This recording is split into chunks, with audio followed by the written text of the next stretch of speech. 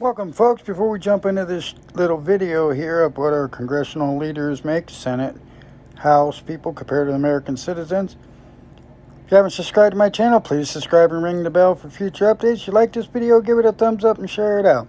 All comments are welcome. So does Congress actually get 3 months of vacation each year?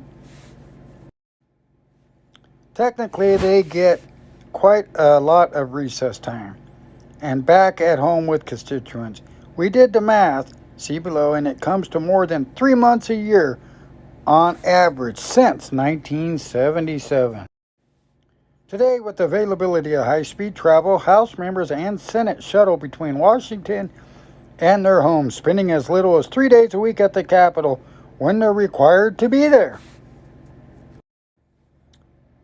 Study shows that House members spend 50% of their time in the congressional districts, talking with constituents or campaigning. Their downtime, spending time with family and friends, takes up about 17% of their time. But it's another fact shows why some critics aren't happy with the commuter Congress.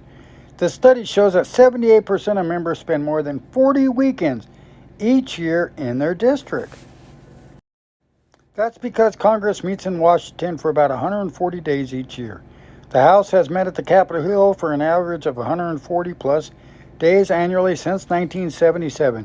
In some years, the number of legislation days can dip to 101 days a year, or it can be more than 170 days, as it was in 2011.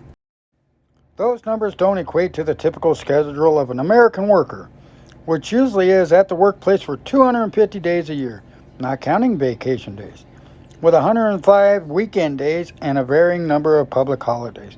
Congress has designated 10 federal holidays for federal workers. So to answer our original question, if a member of Congress took off weekends and federal holidays, the Congress member would have 110 recess days, state work periods, in a typical year where Congress wasn't in session and attendance wasn't required in Washington. It's unreal. Here's what they work. Days in a non-year, 365. Days spent in Washington, D.C., 140. Weekend days, 105. Federal holidays, 10. Recess and travel and state work days, 110. The average American worker gets 16 days of combined vacation and holiday per year. That's right, folks, only 16 days. While our fierce leaders get over 100, or fierce stimulus leaders. That's unreal.